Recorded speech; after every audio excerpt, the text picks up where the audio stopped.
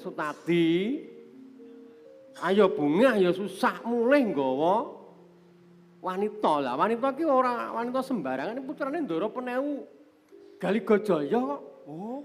Yo, mudeng ora? Iki aja sembrono lho. Lah Lah nek mung bocah pakem kene, iki putrane Ndara Penewu. Weh. Putra Penewu menika. Mulane kok rada Nyun ngapunten Kok nggih. klimis. Ngapunten ya Den Putri nggih. Nggih. Ora apa-apa, Le. Sutadi. bali ngene bali. Daud dalem. Pripun, Pak? Bapaki wong tuwa. Nggih. Wong iki kancan iki ya lumrah. Ning kang wis lanang karo lanang, putri karo putri. Lah kowe iki mulih kok nderekne Den Rara Kencanawati putrane Ndara Galigajaya. Lah kowe duwe karep apa? Ngeten le, Pak, Mbok.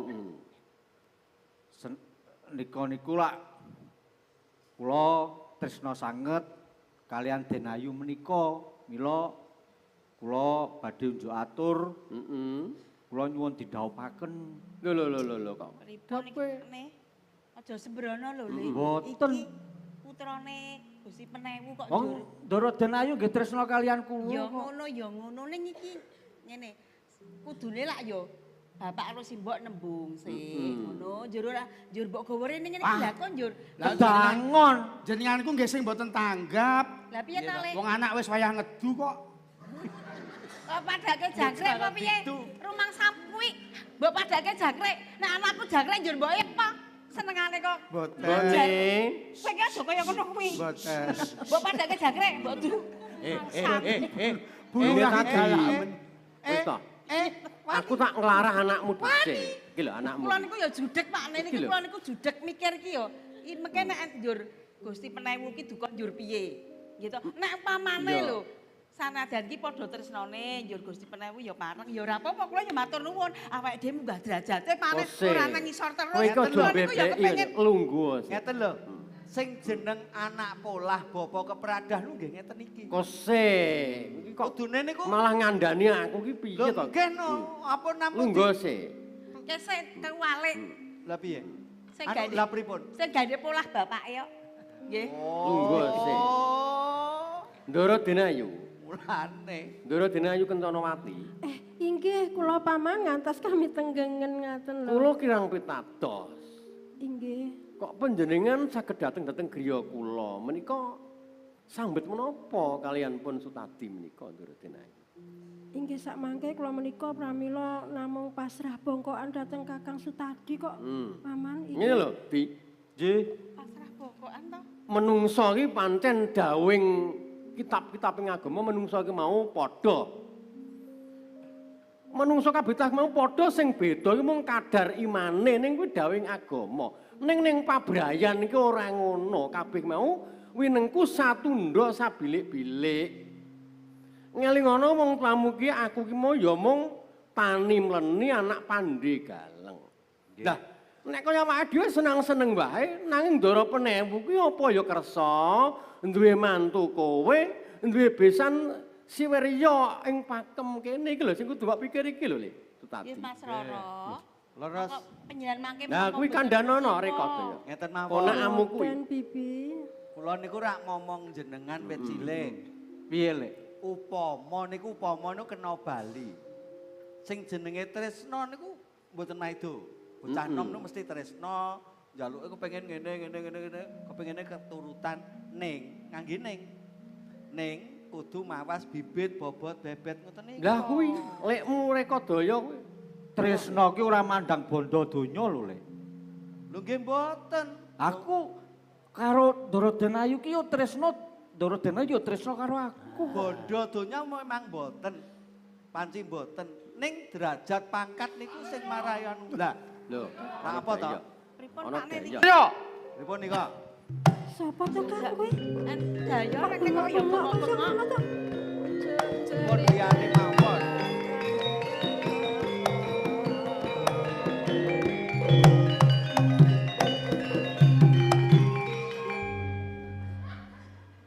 Monggo Mas, monggo. Ngono kowe. Kowe iki mundur ya. Timbang nyawamu tok sing keri engko. Nuwun sewu, nandhal menika sinten? Kok rawuh mriki sampun bengok-bengok saking Jawi. Sinten panjenengan Kirewan? Yo. Aku rah kudu basa karo kowe, Pak. Aku utusane Ndara Penewu Galigajaya. Lah tenan to, Pak? Lah niku Oh ya mengutusane padha karo gedibal kok lek kemaki. Penewu Galigajaya. Wira Panggah. Suradengkek jenengku. Kados. Lah lajeng wonten kersa menapa dhateng griya kula? Dek kaya cekino dengkek barang. Sembrono. Kersanipun menapa? Ki Surapanggah. Ngene. Pak Wirya. Aku ngerti yen anakmu Sutadi iki wis nggawa mlayu. Tanpa njaluk palilah Ndara Galigajaya wis nggawa mlayu putrane. Mlayu piye mung do mlakune renteng-renteng dhek kok mlayu. Kang Surapanggah. Putrane Kencanawati. Bener apa ora? Kowe ning kene mertamu ning delangap-delangap pangocapmu ya. Aku ning kene ora nggo mlayu Ndara Denayu nanging Ndara Ayu dipasrahke marang aku. Ning kowe lancang. Nyuwun sewu Bapak. Kula kemawon ingkang ngadepi tiyang menika. Kowe lancang. Iki pancen pekaramu. Kowe lancang Sutadi. Lancang piye? Kowe ora njaluk palilah. Pipi. Banjur renteng-renteng karo Kencanawati bocah arep Kang atos-atos lho Mas Roro. Apa kuwi wong bener? Kuwi anake wong lho kuwi. Anake wong lho. Yen anake wong kuwi arep ngopo? Lho rasa suwen Kang. Yen ngono seret nyawam. Mari karo aku. Aja mung siji, aja mung loro. Maju bakal tak ladeni sapa sing bakal ngguling yuda.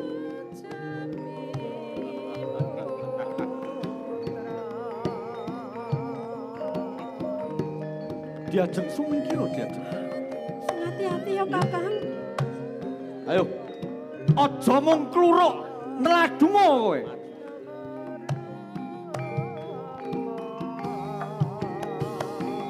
Osah, hos, hos, hos, hos, hos, hos, hos, hos, hos, hos.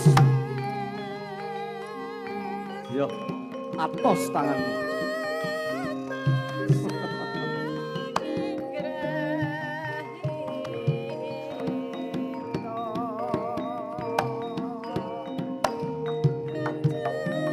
Hos, ho, hos, hos, hos, Yos, hos, hos, hos, hos, hos, hos. Ayo, maju. Ya. Tangan.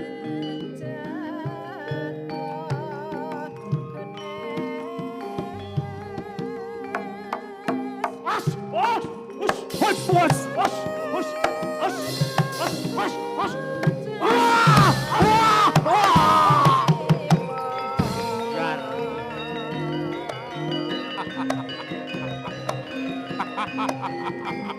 Pak Wirya iki. Hei, Pak Wirya.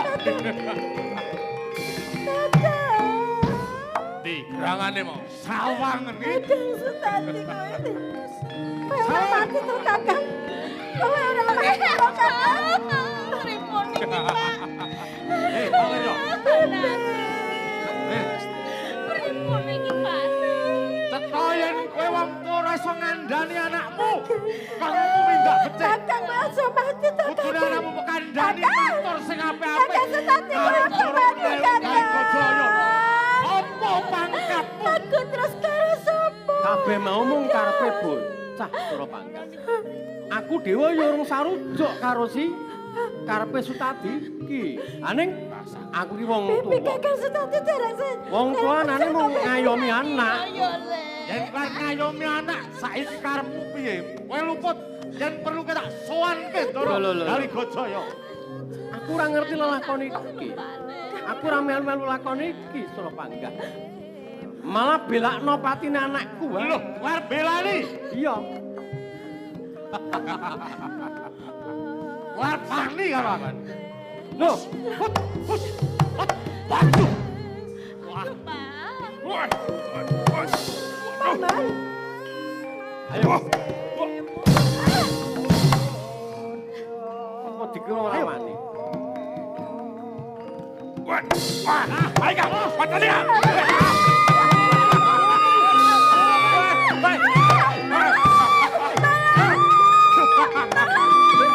Mati. Loh,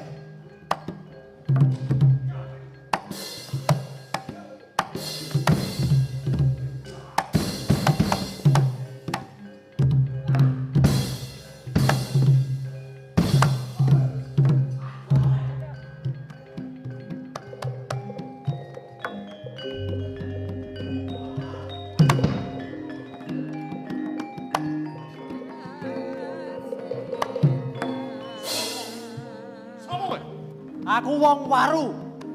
Jenengku Riyatman. Juri, Aku Adi Guno. kowe kok melu-melu cawe-cawe dudu perkaramu. Loh, iki wis dadi perkaraku. Senadyan mergane kaya sapa kemo? Sing piloro sapa? Sing tok pateni sapa kuwi? Sutadi. Sutadi kuwi kancaku ngerti ora, Kim? Loh, jebul kancamu to kae? Kancaku. Lah kowe ndek kanca luput kok ora mbok kandhani sing Lupute ning endi? lupute genah nggawa wong wadon. Dudu apa-apane banjur digawa mulih iki karepe piye? Digawa mulih. Ha nek wong wadon ki mau tresna karo Sutadi piye? Yen Sutadi kuwi ya tresna karo wong wadon ki mau piye? rak bisa ditembung apik-apikan kalawan bapake karo ibune. Ora ngerti-ngerti digawa bali tanpa duwe rasa dosa, malah wani karo aku. Loh, wis sak mesine wong padha katresnan kuwi kaya mangkono. Nek wis padha senenge ning ngendi papan gone andom katresnan, ya wis sak mestine. Ning tresna kuwi ana purba wasesa. Wasesane ana bocahe purbane wong tuane. Yen wong tuane ora ngidini, ora mene palilah, kuwi ora kena. Wong tuane sapa? Wong tuane Ndara Penewu Galigajaya kuwi sesembahanku. Sesembahanmu. Kowe ngerti? Kepengin ngerti jenengku? Sapa kowe? Wira Panggah. Wira Panggah. Iki sapa? Wira Dengkek. Piro drengkek. Wira Panggah. Piye? Saka kadohan aku mau keprungu wis padha ngrembug bab kentinge dina. Wurung tan wurunga mesti bakal sowan ana ngarsane sapa kuwi Tumenggung Galigajaya. Rak ngono. Nanging durung wae sowan malah mbok pateni kuwi. Kowe iki menungso lho. Menungso ki ora wenang mateni menungso. Kuwi kabeh iki Gusti sing nyiptake. Aku ya Pancen. penak men kowe ngilangi nyawa. Yen mlakune bener aku ora bakal nesu. Aku ki ya diutus. Aku kudu iso ngrampungi gawe. Yen mlakune bener aja digawa dhisik bocah kuwi digawa mulih. Nek bocah kuwi nganti ana apa-apane, durung-durung wis piye? Pikiranmu kok ruwet ngono to. Ruwet karepmu piye? Letek buben kowe. Kowe ngilangi nyawane kancaku ngerti ora? Ngilangi nyawa penak wae iki lho. Temtokake.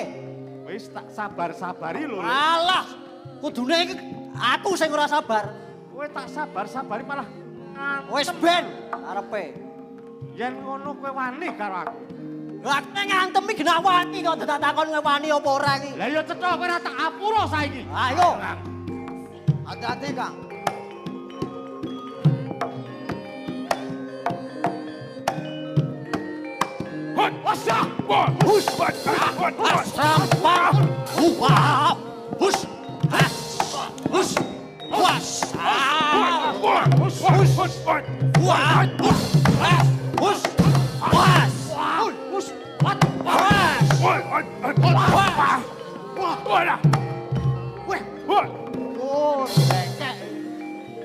Ayo. Royok, Kang. Kowe cah bayi bayar meroyok karo aku. Oh iya. Maju wae.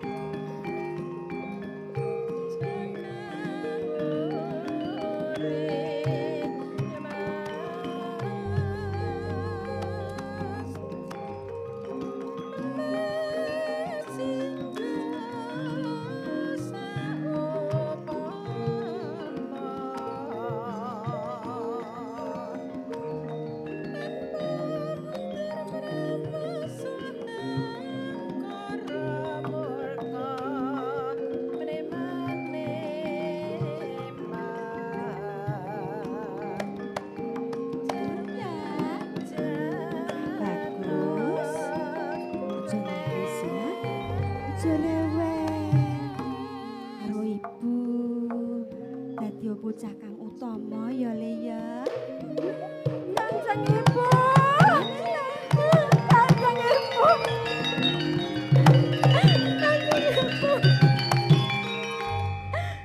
Kanjeng Ibu. Menapa Nduk Cahayu? Kakang Sutadi Kanjeng Ibu. Kene ya. Piye? Aja nangis. Matur sing ceka. Piye-piye Ngger Cahayu? Kakang Sutadi tumekaning pati. Kaporo bapakipun, ibunipun ugi sami pecah kanjeng Ibu. Kok iso nganti kaya mangken? Kek sapa sing wani mateni Sutadi? Nduk, Utusanipun Kanjeng Rama. piye? Utusanipun Kanjeng Rama, Ibu. Ramamu? Inggih. Kaya tegel temen to Kakang Mas. Sing sabar yo. Pun Ibu njaluk ngapura. Inggih, Ibu. Rene.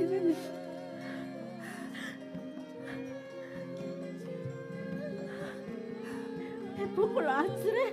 Iya, Rama. Pun Ibu sing ngadepi Kang Rama. Hei! Hei! Ini! Kang Mas. Menapa bengok-bengok ngaten menika?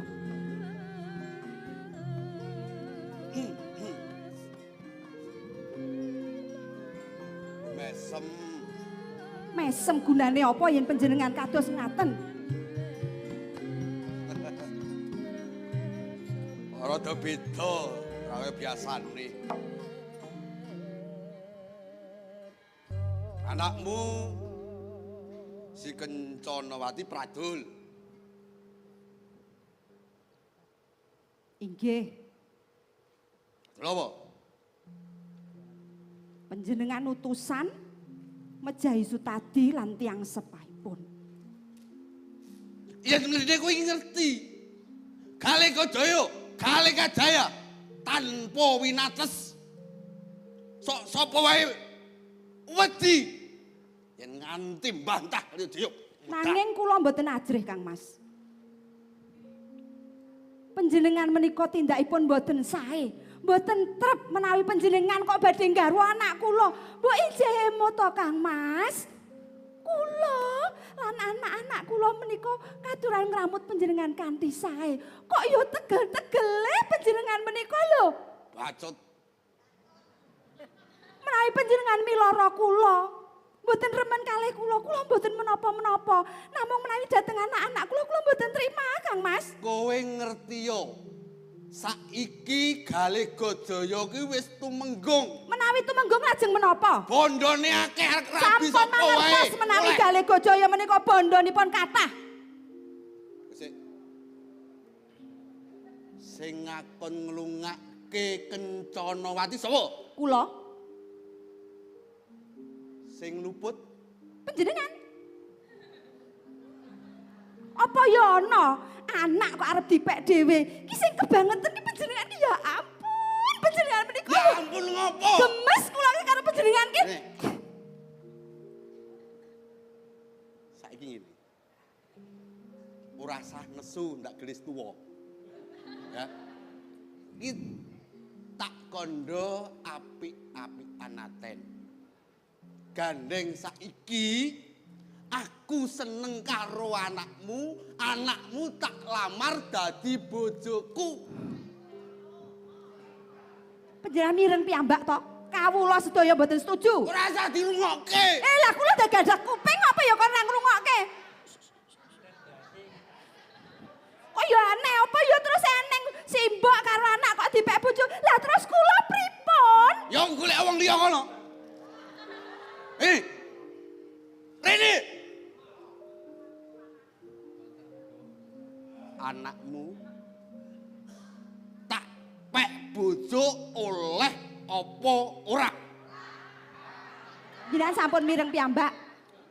Kepeksa tak gabel basaku. Ora sudi duwe bojo kaya mengko. Ora. Urung tak maksudi. Apa? Si Kencanawati arep tak pek bojo oleh apa ora? Ora. Kupingmu iki ora krungu to? Galekajaya.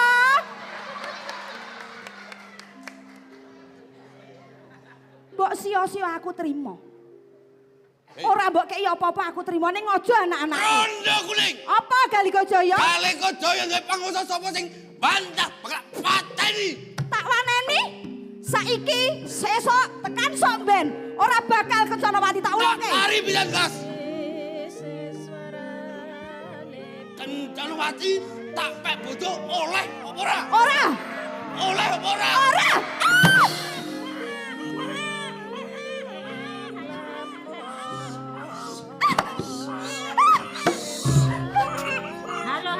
Halo. Wani bantah Galiko Jaya. Pedot nyawamu. Terima mati.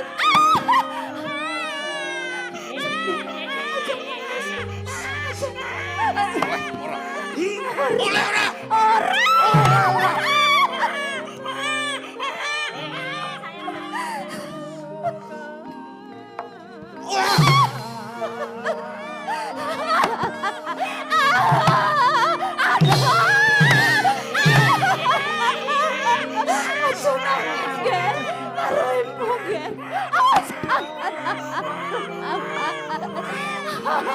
Waton. Wong loke.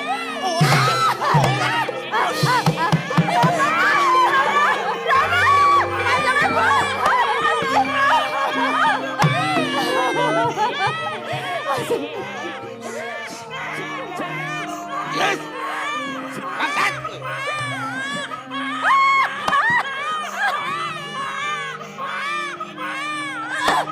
Iki anakku. Aja. Paman Galiko Jaya. Balen apa ndak? Balen anakku.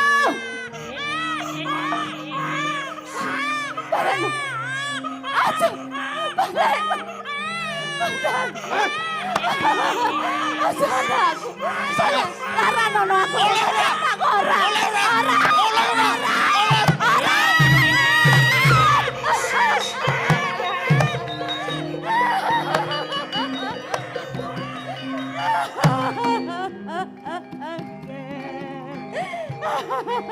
Anakku mati koro-koro kowe. Wong wedok ora langsung lanang kowe ya.